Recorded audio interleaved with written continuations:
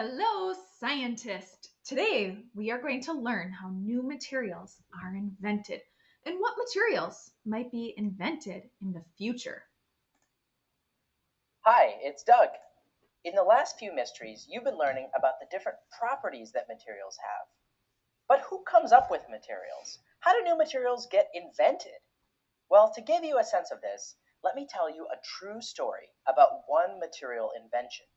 This is a story about a scientist who worked at one of the greatest material invention laboratories in the world. It's a company called 3M. The scientists who work here have invented a lot of materials you know, some of which might even be sitting there in the room with you, like this one, Scotch tape. One of the 3M company's specialties, one of the things that they're best at, is making what we call adhesives or sticky materials. It was in the 1960s that a scientist named Dr. Spencer Silver was attempting to make a stronger, super sticky kind of glue. But as he worked on this, he failed, and the glue he made was instead only sort of sticky. Now, for most people, it would have been tempting to throw your failed experiment into the garbage can and just call it a mistake. But that's not what this scientist did. Instead, Dr. Silver didn't give up on it right away. He played around with it a bit, and he noticed something interesting. Even though it would just kind of stick to one thing and not stick strongly, when he peeled it off, it was still kind of sticky. It kept its stickiness, even if it wasn't super strong. He found this unusual and interesting, so he showed it to other people in his laboratory.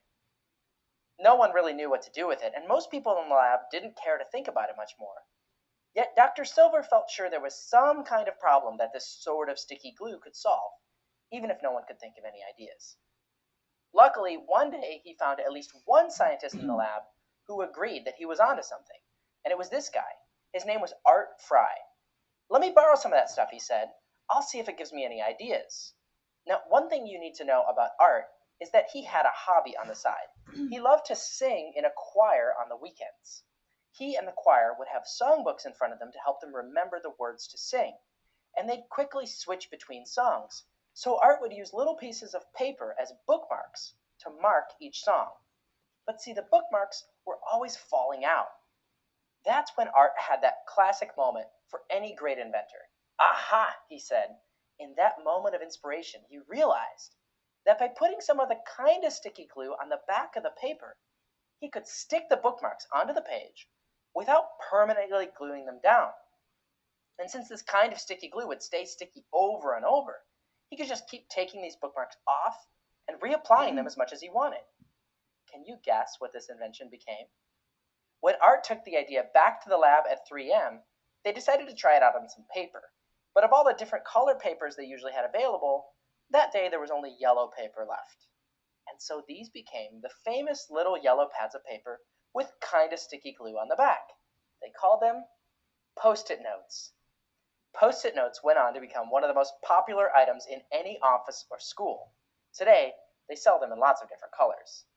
So that's the story of one famous material and how it got invented.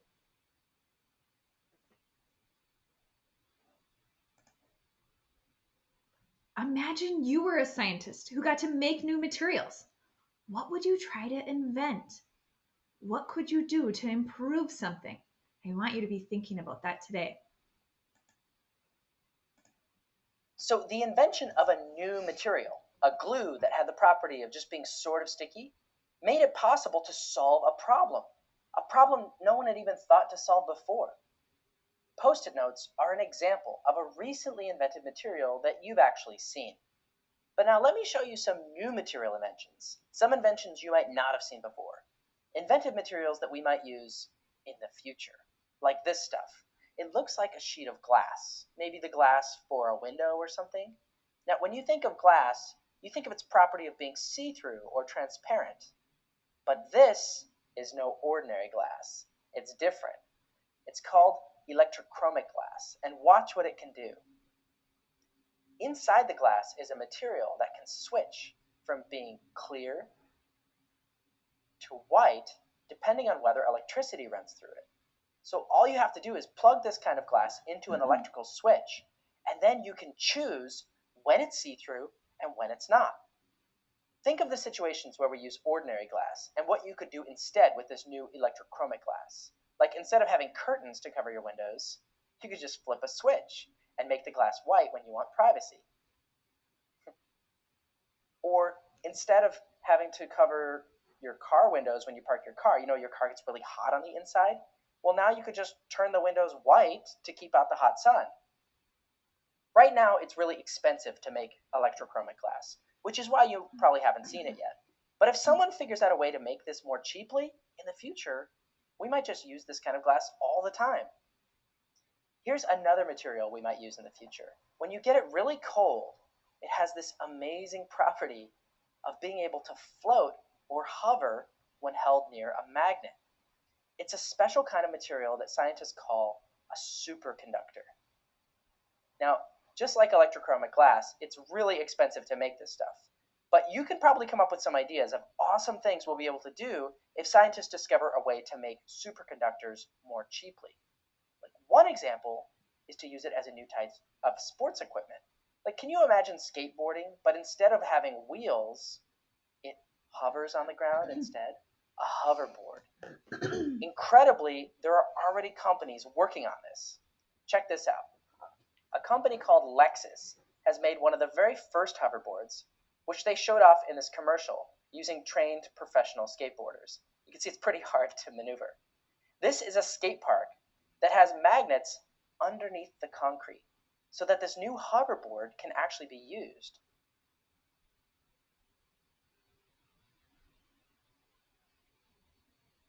Look at that, hovering. I thought you might want to see a little bit more from this commercial, so I'll show you another clip.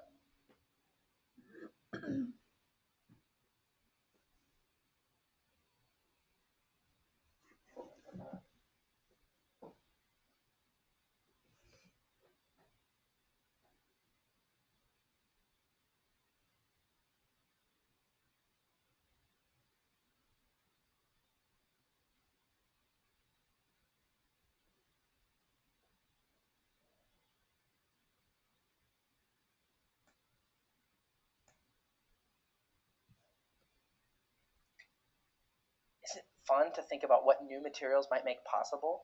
What problems will they solve? What kinds of new tools and devices will we create using newly invented materials? Whether it's windows that can turn on or off or skateboards that can hover. Maybe you can think of some ideas. What would you do with materials like these?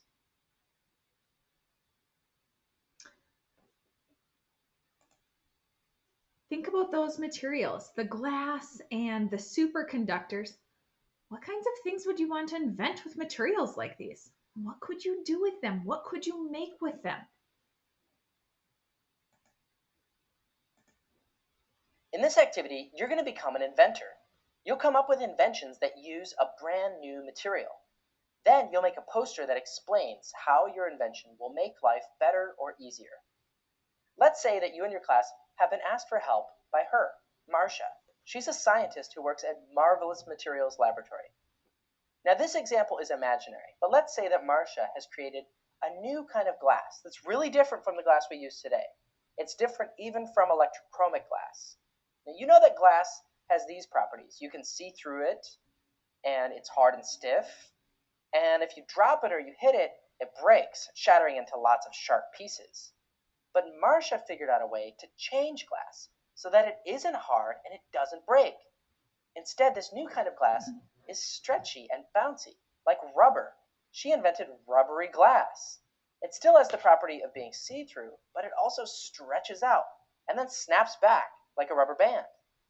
And if you drop something made of rubbery glass, it bounces like a rubber ball. So Marcia has made this brand new material, rubbery glass, but she can't think of a cool way to use it. You and your class are going to help her. What could you invent using rubbery glass? What problems can this new material solve?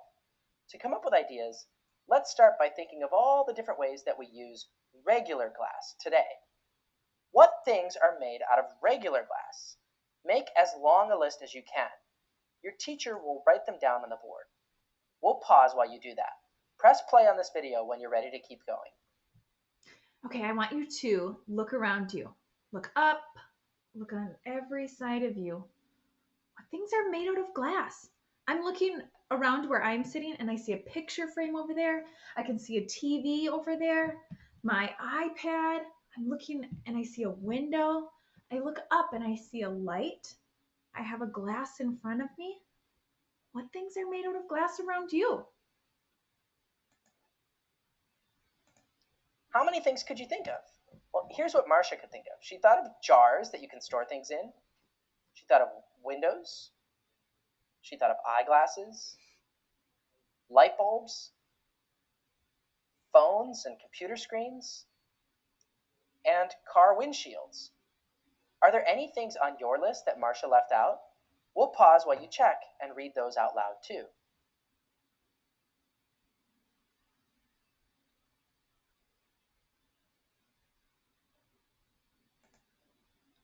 Now that you have your list, you're ready to think about rubbery glass.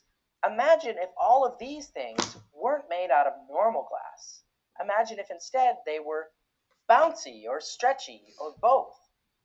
Could being bouncy and stretchy make any of these things better than they are now? Thinking up new ideas takes practice, so let's consider the bottle first. Imagine a bottle that bounces. What ideas does that give you? Does that solve any problems? What could you use a bouncy jar for? We'll pause while your class discusses your ideas. Your teacher will write them down on the board. What could you do with this jar if it bounced? How would that help you?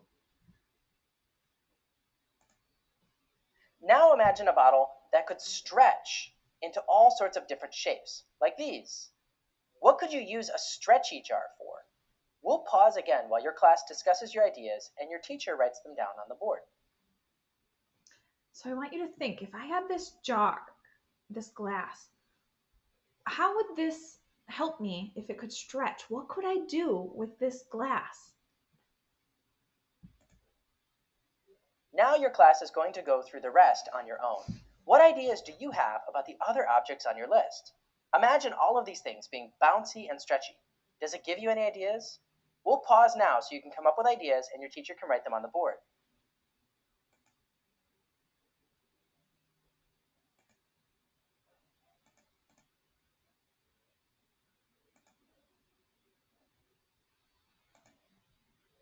I'm guessing you have lots of ideas by now. Marcia is thrilled you guys came up with so many things. Maybe you thought about how a rubbery glass water bottle would stretch like a water balloon to hold lots and lots of water. At Mystery Science, we know that birds sometimes fly into windows. With normal glass, they'd hurt themselves because the glass is hard. But with rubbery glass, the bird would bounce off without getting hurt.